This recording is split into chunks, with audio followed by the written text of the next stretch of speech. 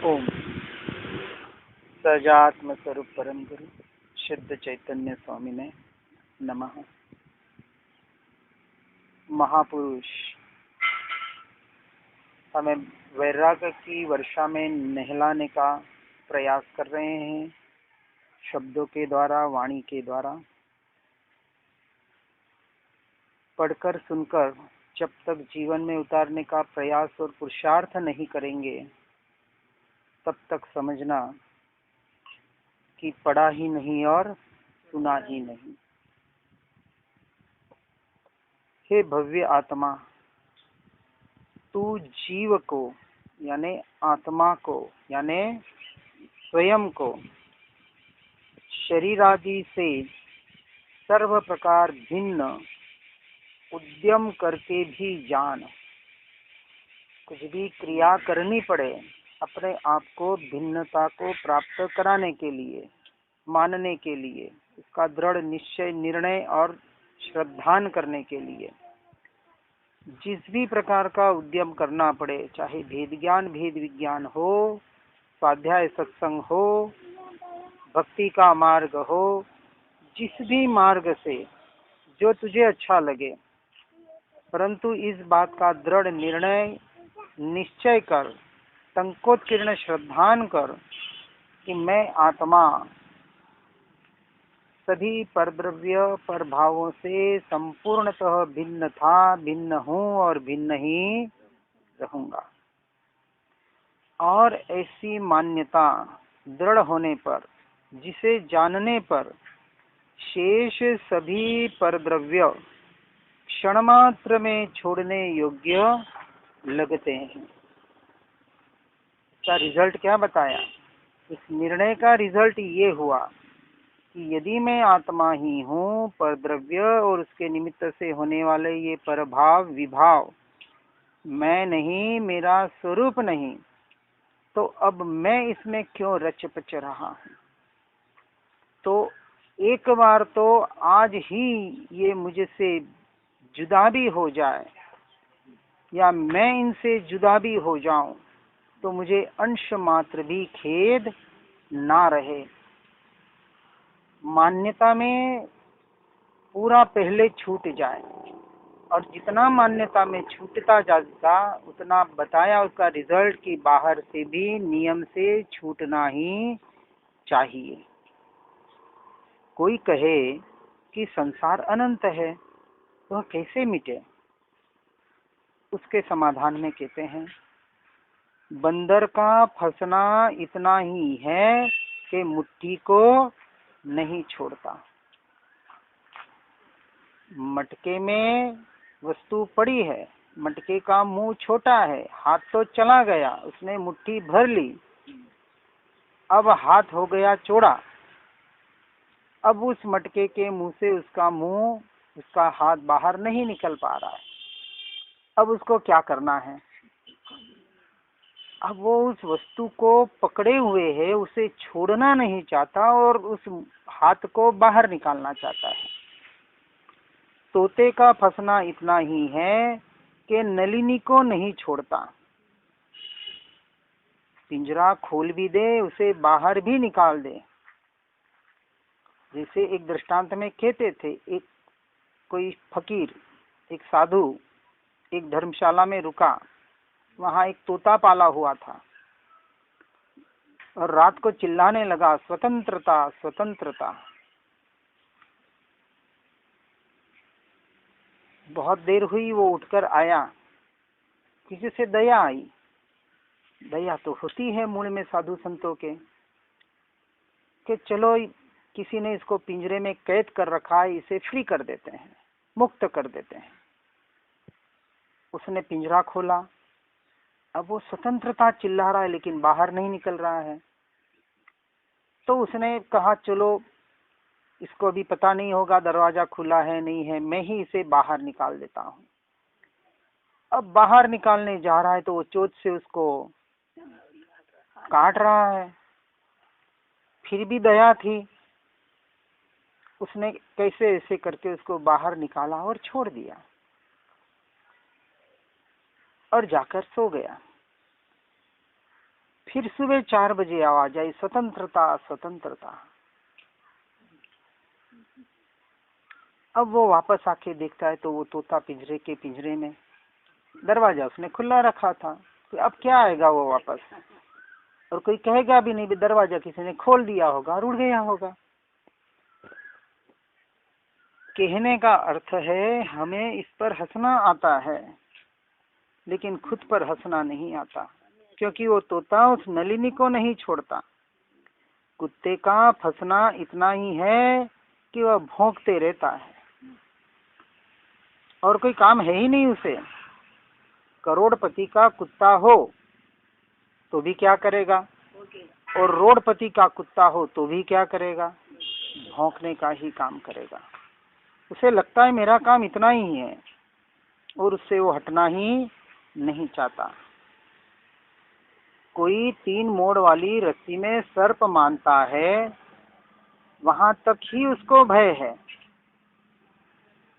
सर्प है नहीं, अंधेरे में रस्सी लटक रही है और भ्रांति से उसे सर्प मान रहा है।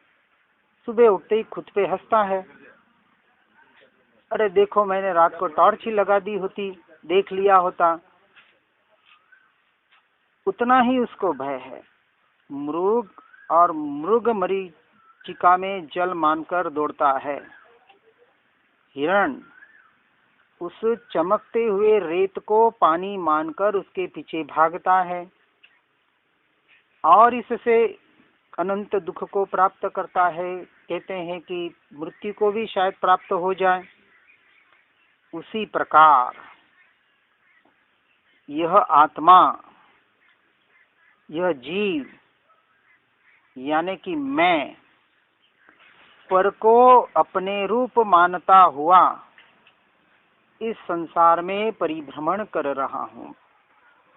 करना क्या था, इन सबको सबसे पहले अपना मानना छोड़ना था।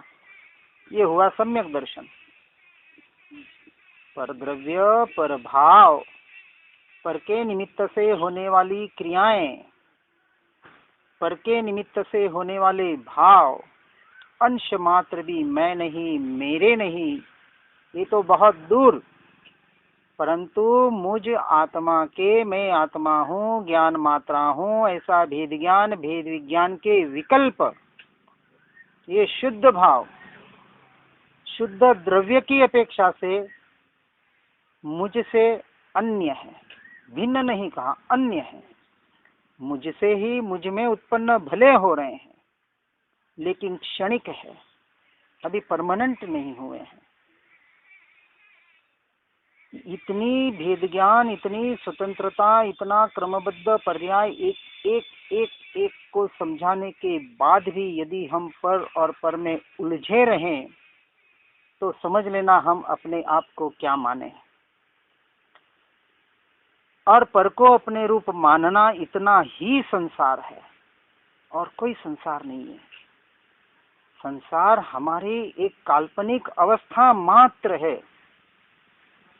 ये कल्पना में हम जो जी रहे हैं, इस जागते हुए स्वप्न में हम जो नाटक को सत्य मान रहे हैं, इसलिए संसार खड़ा है। और नहीं माने तो अभी इसी वक्त मुक्ति है। अरे सम्यक दर्शन एक समय की बात, केवल ज्ञान एक समय की बात, निर्वाण मोक्ष एक समय की बात, लेकिन वह एक समय लाने के लिए अनंतानंत समय बिताने पड़े और पड़ रहे हैं। इस संसार में सद्विचार रूप बुद्धि होना, यानी आत्म रूप बुद्धि होना, परम दुर्लभ है। सद्देव, सद्गुरु, सद्धर्म, सतशास्त्र दुर्लभ है, बहुत मुश्किल से मिलता है। उसके लिए भी महापुण्य का उदय चाहिए, पुण्य के पुण्य पुंज खर्च करने पड़ते हैं। लेकिन उससे भी परम दुर्लभ श्रद्धा, परम दुर्लहा, ये स्वयं का श्रद्धान, मैं आत्मा परिपूर्ण, अभेद, अखंड, एक ध्रुव तत्व, परमात्मा स्वरूप, वही मैं। और उसमें भी परलोक हितार्थ की बुद्धि होना तो अत्यंत दुर्लभ है। परलोक हितार्थ का मतलब कौन सा परलोक? यहाँ सिद्ध परमात्मा की बात बता रहे हैं, उस सिद्ध शिला की, जहाँ पर्याय में जिसको हमें प्रकट करना है। ऐसी बुद्धि प्राप्त होने पर भी जो जीव प्रमादी हो रहे हैं, उन्हें देखकर ज्ञानी पुरुषों को भी शोक और दया, करुणा आदि उत्पन्न होते हैं। जब वहां उपयोग जाता है, मोस्टली तो उपयोग जाता नहीं है। यदि कहीं देख भी ले कि मुझसे जुड़ा है, इस मार्ग में जीव आया है, सत्य को समझ रहा है, सत्य को सुन रहा है, परमार्थ की बातें कर रहा है, आत्मा परमात्मा की बातें कर रहा है, फिर भी प्रमादवश जिस तत्व का अनुभव करके स्वरूपाचरण चारित्र से संयमाचरण चारित्र में आगे बढ़ने का पुरुषार्थ करना था, वो जीव नहीं कर पाता है। इसलिए ऐसे ज्ञानी पुरुषों को उनको देखकर दया आती है, करुणा आती है। उसे भी पर्याय का अंश मानकर वहां से भी भेद ज्ञान करके तुरंत दृष्टि हटाने का प्रयास उनका होता ही है। और खेद होता है कि ऐसे जीव चाहे उस ज्ञानी पुरुष से जुड़े हुए हो या इस मार्ग से जुड़े हुए हो, किसी भी माध्यम से, उन्हें देखकर ऐसे भाव, ऐसे शुभ भाव, क्योंकि ये शुभ भाव है और शुभ भाव को ज्ञानी पुरुष संपूर्णतः 100% हेय मानते हैं, फिर भी आते हैं। अरे भैया, गुरुदेव कांजी स्वामी कहते थे कि शुभ भाव नहीं आएंगे तो क्या अशुभ भाव आएंगे? तो शुद्ध के मार्ग में शुभ भाव आए बगैर नहीं रहते, परंतु उसे हेय मानते हुए वहां से भी निरंतर छूटने का प्रयास करके, क्योंकि भावलिंगी मुनियों को भी शुभ भाव आते हैं, जो निश्चय की अपेक्षा से पाप कहा, पुण्य को जो पाप बताया गया निश्चय की अपेक्षा से, क्योंकि अभी पर में है, परंतु ऐसा पुण्य रूपी पाप भावलिंगी मुनियों के भी नहीं होता, तो ये शास्त्र हमारे हाथ में कहां से आते हैं? ऐसे भाव आते हैं, लाने नहीं पड़ते हैं। इस संसार का सब ठाठ क्षणभंगुर है, नश्वर है, विनाशी है। कितना भी बाहर से ठाट बाट कर ले, कितने भी बड़े बड़े प्रयोजन कर ले, प्रसंग कर ले, लोगों को दिखाने के लिए आज क्या क्या नहीं किया जा रहा है, कंपटीशन चल रहा है। किसी ने 1 करोड़ खर्च किया तो मैं 2 करूं, और वो कहता मैं 10 करूं, और वो कहता मैं 100 करूं, अपनी अपनी योग्यता के अनुसार एक दूसरे को दिखाने में लगे हुए हैं। परंतु वास्तविक सच्चा जीव संसार के इन सब ठाठों को क्षणभंगुर विनाशी मानता हुआ, ऐसा जानकर पंचेंद्रियों के विषयों में मोह नहीं करता, उसमें आसक्त नहीं होता, मूर्छा नहीं करता, मैं मेरापना नहीं करता। विषयों का राग सर्वथा त्यागने योग्य है, हेय है, वहां से छूटने योग्य ही है। प्रथम अवस्था में यद्यपि धर्म तीर्थ की प्रवृत्ति का निमित्त जिन मंदिर, जिन प्रतिमा, जिन धर्म, जैन धर्मी, इनके प्रति प्रेम करना भले योग्य हो, ये शुभ भाव, तो भी शुद्धात्मा की भावना के समय यह धर्मानुराग भी नीचे दर्जे का गिना जाता है। भावलिंगी मुनों की बात है, ये उनके वचन है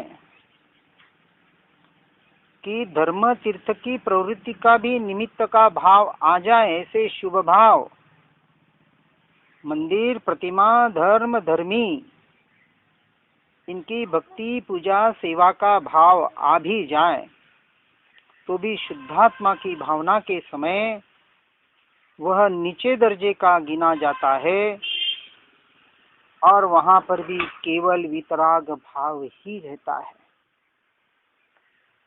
यानी सभी भावों से छुटकर एकमात्र शुद्धात्म के भाव में, ज्ञायक भाव में, परम पारिणामिक भाव में, अपने स्वरूप में, स्वभाव में, शब्दों में न अटकते हुए भाव भाषण का प्रयास करना है। नहीं तो शब्दों के इसका अर्थ क्या और उसका अर्थ क्या, ये क्यों कहा और वो क्यों कहा, बाहर के क्षम में ही जीव उलझ जाता है। शिवभूति मुनि या मास्तुस मुनि, जिन्हें कुछ भी याद नहीं रहता था, फिर भी केवल ज्ञान को प्राप्त हुए इस सच्चे समझ के द्वारा। तो ऐसी समझ हर जीव को प्राप्त करनी है। प्राप्त करके इस मार्ग में आगे बढ़ने का त्वरित निर्णय करके पुरुषार्थ करना है। कल करे सो आज, आज करे सो। अब विचार करना, संसार में कैसा करते हैं और यहाँ कैसा करते हैं। हर जीव आगे बढ़ने का प्रयास और पुरुषार्थ करे। इसी भावना के साथ ओम नमः सिद्धम।